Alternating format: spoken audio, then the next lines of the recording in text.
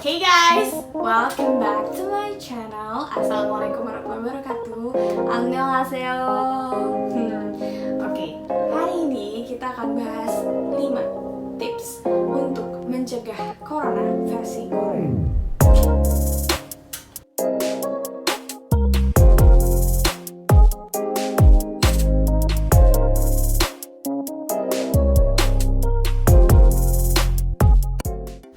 Let's get into the topic, guys. So, seperti yang kita tahu, di tengah Ramadan ini kita lagi ngalamin pandemi COVID-19, which is kita harus di rumah all day, to not doing anything. Dan itu membuat aku boring banget. Tapi nggak tahu ya. Sempat beberapa hari ini, udah 2 hari ini aku keluar ke supermarket untuk belanja bahan makanan. Ada motor lewat. Oke, nah jadi kita tadi belanja bahan-bahan di supermarket dan somehow supermarket rame, gue nggak ngerti loh.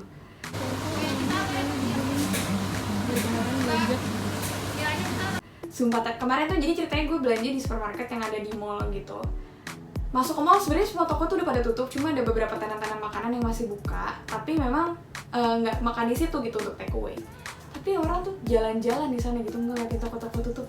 Gue nggak ngerti orang Indonesia bener deh.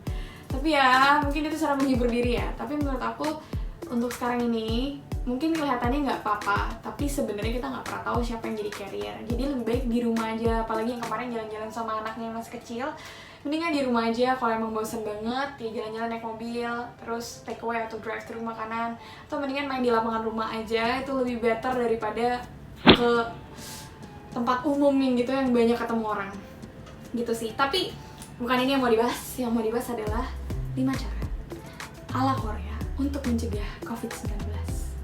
Nah, yang pertama yang mau aku bahas adalah Itaewon Class. Kenapa Itaewon Class bisa mencegah COVID-19? Karena COVID-19 ini kan kita pusing ya. Kita udah mau muntah gitu di rumah aja. Tapi nonton Itaewon Class ini bisa mencegah kita dari pusing-pusing kebosanan antara COVID-19 itu. Kenapa? Karena Itaewon Class itu film yang menurut aku, drama yang menurut aku berbeda dengan drama-drama Korea sebelumnya. Aku nonton drama Korea dari SMA dan baru nonton lagi drama Korea sekarang karena Itaewon Class. Itaewon Class ini berbeda banget sama drama-drama yang sebelumnya. Jujur aku nonton ini karena self-motivation yang lagi low self-motivation, terus ada pandemi COVID-19 memperparah paranoid aku karena aku orangnya sebenarnya gampang insecure. Tapi Itaewon Class ini merubah pandangan aku tentang fight, berjuang untuk hidup, terutama untuk diri kita sendiri dan mencintai diri kita sendiri.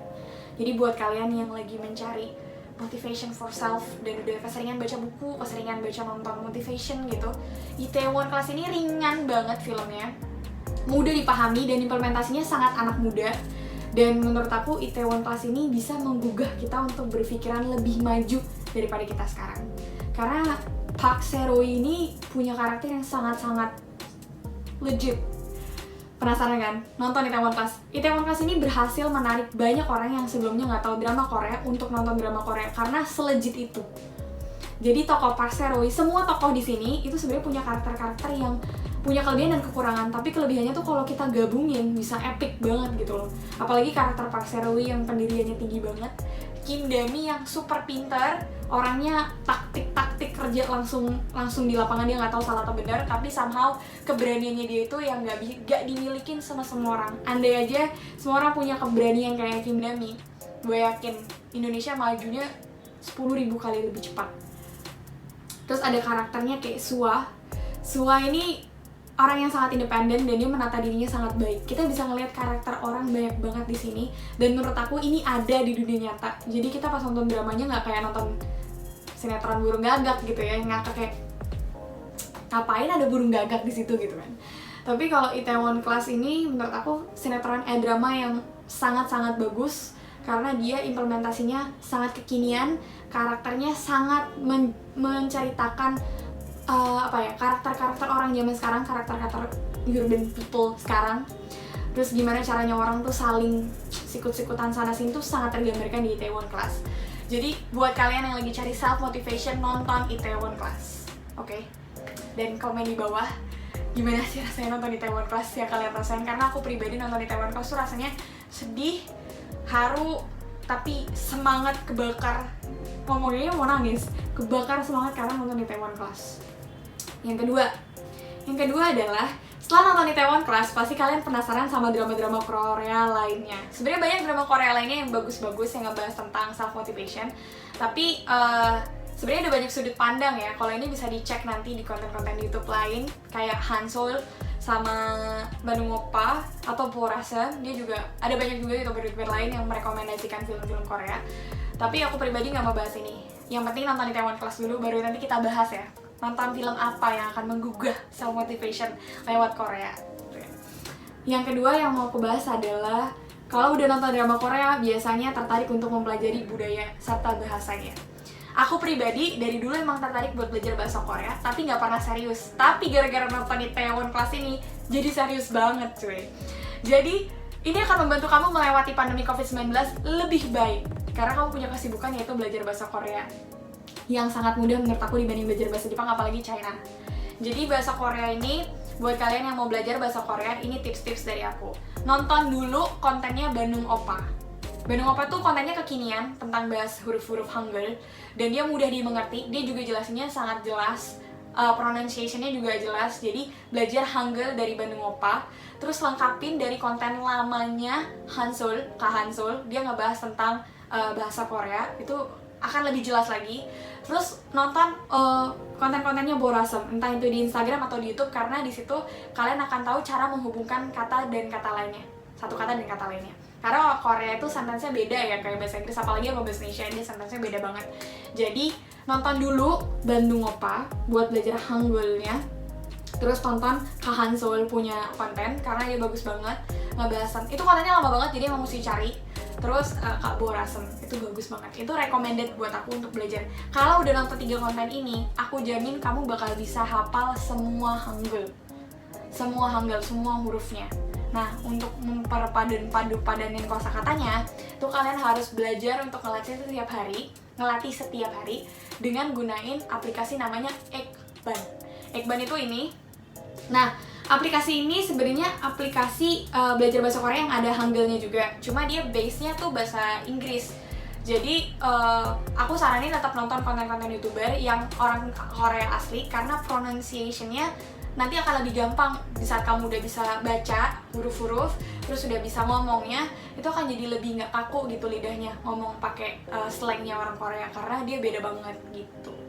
Nah, itu tips aku untuk belajar bahasa Korea. Tips aku yang ketiga adalah kalian harus cobain nonton semua ini salah satu motivationku juga ya. Semua konten-konten kayak hard work-nya si BTS, hard work-nya Blackpink, atau K-pop idol yang lainnya.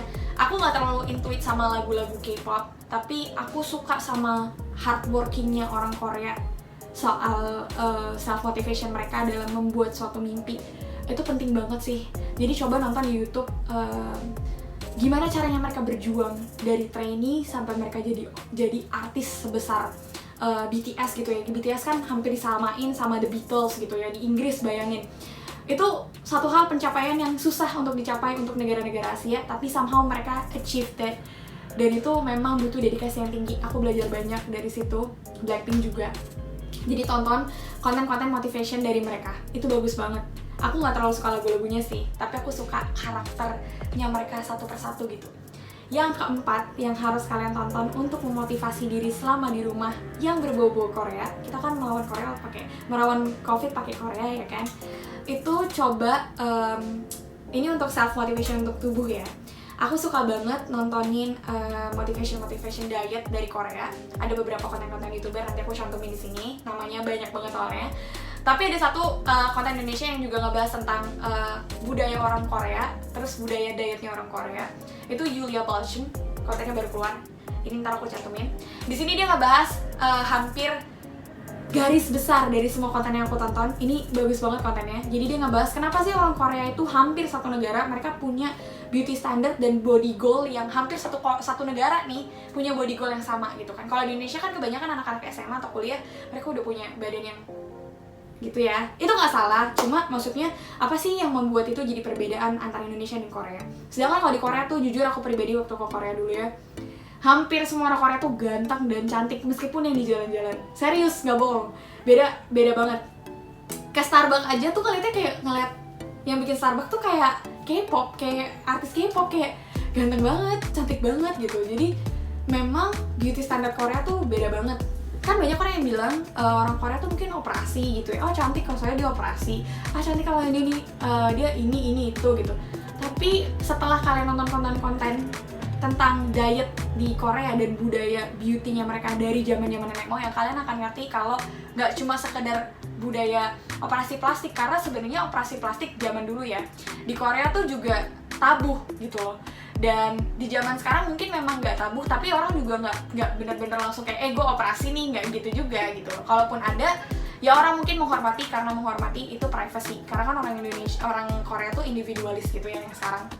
Dari dulu sih, cuma sekarang mungkin lebih individualis, I don't know. Tapi sekarang mungkin orang lebih terbuka, lebih open minded soal operasi. Tapi nggak semua orang Korea operasi plastik, dan nggak mungkin juga kan satu Korea operasi plastik gitu loh. Pasti ada orang yang nggak melakukan operasi plastik, tapi somehow mereka punya standar body goals dan beauty standard yang sama. Why? Kalian harus nonton kontennya Yulia Balsun untuk tahu lebih lanjut, tapi aku bocorin sedikit. Intinya orang Korea itu, mereka tuh emang dari nenek moyang emang selalu menjaga kebersihan dan menjaga pola makan mereka.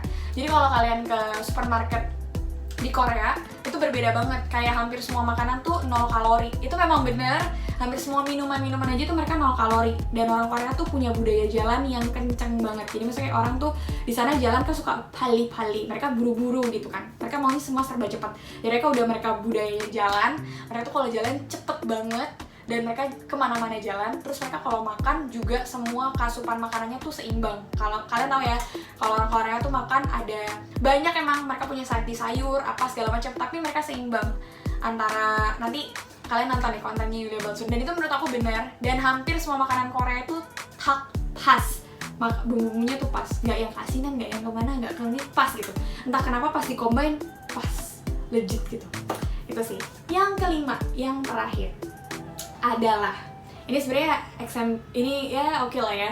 Ini salah satu drama juga yang aku tonton, namanya The World of Merit. Ini lagi booming banget karena banyak orang-orang Indonesia yang komen di artis-artis yang main di The World of Merit.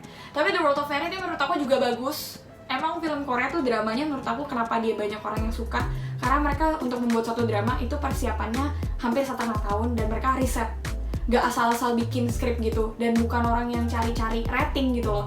Kayak 16 episode, mau ratingnya tinggi mau ratingnya rendah ya 16 episode gitu, nggak dilanjut-lanjutin karena ratingnya tinggi.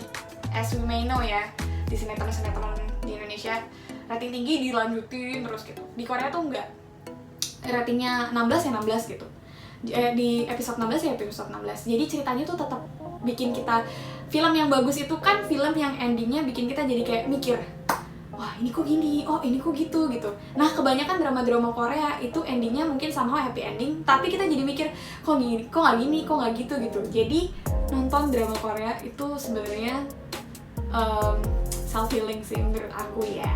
Dulu aku juga waktu SMA, aku tuh, nanti aku ceritain ya soal kenapa aku jatuh cinta sama Korea dan kenapa aku jadi punya mama Korea. Maksudnya aku jadi punya ibu orang Korea.